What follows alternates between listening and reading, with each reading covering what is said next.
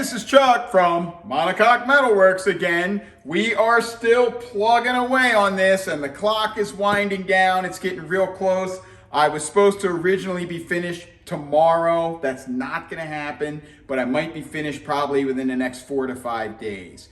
You can see that the boot lid is off, but the boot lid surround is complete. And I've got this wing on and I've got this, don't get too close because this is just the intro. We are gonna jump in, I'm gonna back up and take you through to how I got this far, but we're making a lot of progress. So check it out. Okay, it's time to start fitting the rear lower valances. And on this side, I'm lucky enough to have a new old stock original rear lower valance piece. And this is probably the best fitting one I've ever fit up to a car. This is how parts are supposed to fit. I did do just a little bit of shrinking right here because there was a little too much curve right here. But after I did that, it fit the jig perfectly.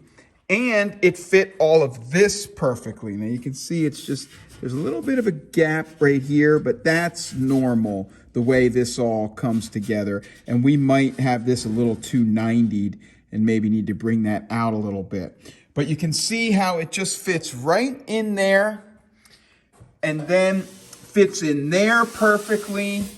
Everything's coming right together. The one thing is it does have some extra material down in here that we're gonna need to trim off, but that is okay.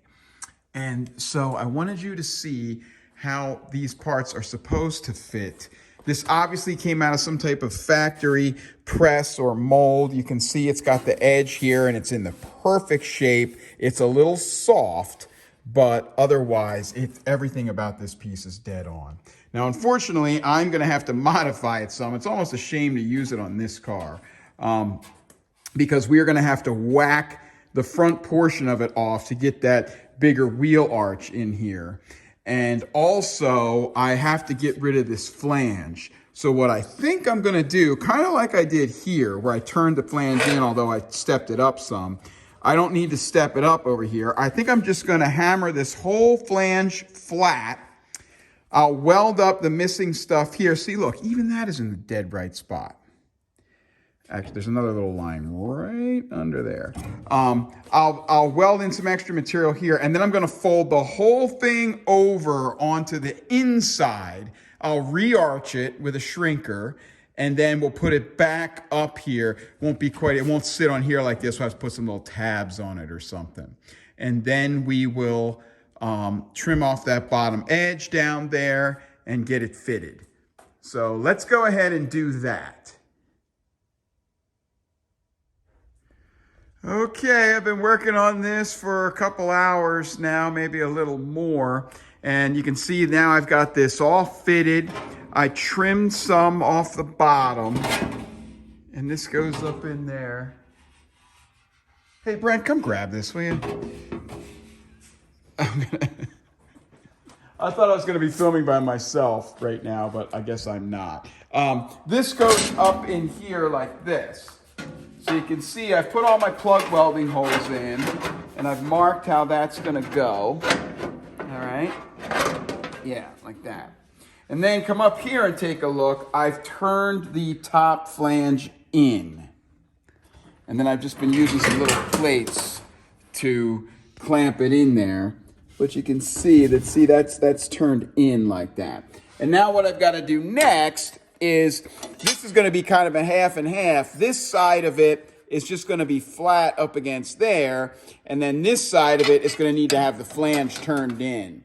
But that's the little, we call that the tail lamp filler. That needs to go in there. So that's what's next. Okay, after many hours of fiddling and fitting, I think I've got this all where I want it.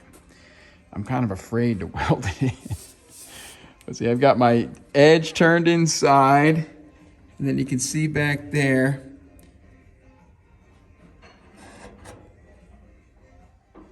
This is all going to get welded up, and then that'll get pulled together back here. You saw it hanging off. That'll get pulled in. And then we'll weld along here. I had a little bit sticking out here, and I just kind of hammered it in.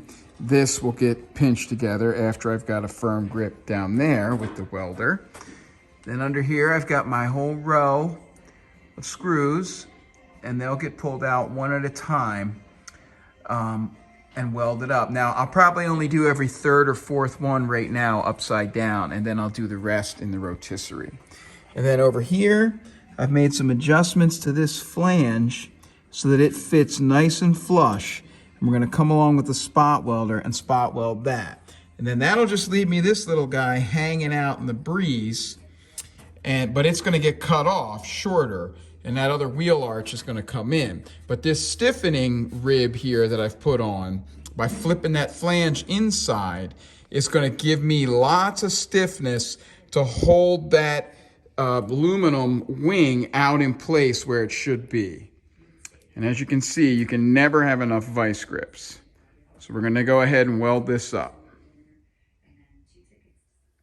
All right, I've welded this up. It's kind of a preliminary weld up because, like I said, a lot of it's gonna have to be done after it goes into the rotisserie and gets flipped over. Actually, you see that splatter there? That is from the spot welds that I've done over here. So I was able to snake the spot welder in there and get these and then these up here. So you can see we are spot welded there. And that is giving me this is really rock solid. I'm glad I put that flange in there on the inside. And this isn't real pretty in its current status, these little tacks here, but this is all going to get covered with kind of a thin layer of filler to smooth things out in the back. And I'm leaving the messing around with the taillights till the end. So I've left this open because I may need to pull this up, although it's very stiff right now, and just kind of adjust that and weld those little brackets in there. So that side is done for what we need to get done in the jig. Now I got to do this side, and unlike the beautiful new old stock lower valance we had for that side, for this side we've just got your average semi in the ballpark aftermarket panel. You can see this lovely edge here, which is just an embarrassment to panel making. But this shape is all good. So we will go ahead. I'm going to have to turn this around anyway. It may or may not be in the right spot. This, I will just hammer this out flat and start over with the pattern. But it's time to go ahead and start fitting this up. This is a dent here. I'll take that out. And just doing exactly what we did with the other side. So let's get going. Okay, I'm working on getting her in there. As you can see, I have completely unwrapped all of the flanges. So now I'm back down to what I would call a blank, like something that's come out of the English wheel or a press. I'm sure this was pressed. This is tough to do in an English wheel because it's a very deep draw. So you really need to do a lot of shrinking on the edge. So we'll go, even though this piece left a lot to be desired, we'll go ahead and use this as a blank, unroll these edges, and then re-roll them. The top edge was pretty much in the right spot, but it was a little thin, and we need to flip this one over on the inside anyway. This edge here was a mess and is also the wrong shape, so we'll fix that. I don't know why this is copper that's brazed on here. We're not really going to use them on this race car, so that can just stay there. And then this bottom edge was cut by hand, very wavy. And so I've already straightened that out, done a little shrinking on the edge to make it fit better. And then we will tuck up in there, start from there, and then just kind of work our way in. So that's what you got to do with aftermarket parts that don't come from here. If you get a part from here, it will fit perfectly, or I want to hear about it so I can make sure that the next one that goes out fits perfectly and that we can get you something that's right. But we spent a long time perfecting our patterns, and we either make it perfect or we don't make it at all. Okay, I've done some work on this. I've got it back up in there, and despite the craziness that we started with here, we are back on track and it's fitting really well. So if you take a look here, and since you're over there, we can start back here. I trimmed this edge and straightened it out, and I've got a good match with the seam here, but right about here, it starts to run off. And if you look up here, it's just going way over. I don't know what's going on up here. So we're gonna mark that from the inside and go ahead and cut that straight where we need to. But we know it's in the right spot because I've already done this whole new edge here. So I've put the pattern on here and I marked it and I rolled a new edge in, and that's all where it needs to be. You can see I did this little bend down here. It's all fitted where it needs to go. And so next, now you see I got it all clamped in here. Like I said, we're gonna run a line right along here. And see, and that's a 3/4 inch wide flange. So I'll run a marker line along here, and then I'll measure back and do my cut right to where I need to. And you can see back here, there's a ton where it comes over. I only need 3/4 of an inch from like here to here, but there's, you know, 1.5 inches, 1 3/4 right there. And then I'll take like a sharp piece of metal and just run it right along this and score along here, and that'll give me my mark of where I need to bend over to the inside to give us the same stiffening that we got on the other side. So things were a little off base, but we are right back to where we were, and it's fitting exactly the way the other side did, so that's great. This car is symmetrical. Let's go ahead and bend these edges and get it back up in here. Okay. Well, about 4 hours have passed working on this since the last video, but you can see that I've got this piece all done and ready to go. There's that line that I was talking about where I was gonna mark it, and then we've cut it so it's an even 3/4 of an inch all the way along. You can see we've put all these plug welding holes in there. Then I scored that edge here and turned this in and then shaped it so that it would fit just right. See, I've got the jig out, and a lot of the time is in, out, with clamping with vice grips and all that. But see, that is just right there. And then over here, we've dressed up this edge. So as you can see, that looks much better than it was. It's funny, right here, look, it was back like 1/2 inch from where it should have been. And then up here, there was like less. But anyway, that is the pattern. That's how they really are. So this needs to go in there now. I did a little doctoring up on that edge down there, and I'm actually gonna take a look at the pattern for that piece because I do the same thing on both sides. And it's just off by like 1/8 of an inch in that corner, but I am gonna check that. I welded a little flange back onto here to match with that. And so now I'm gonna go ahead and put some weld through on all this stuff and get it all back up in there. So stand by. All right, I think we're ready to weld this in. This little tail lamp filler has been fighting me, but I think I've got it where I want it.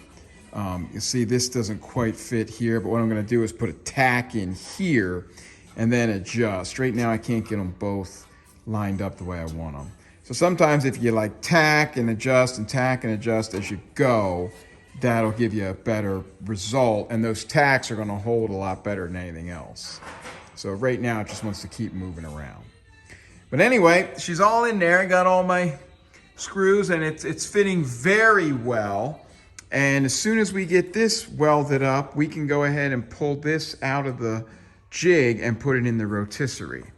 So let's go ahead and weld this up.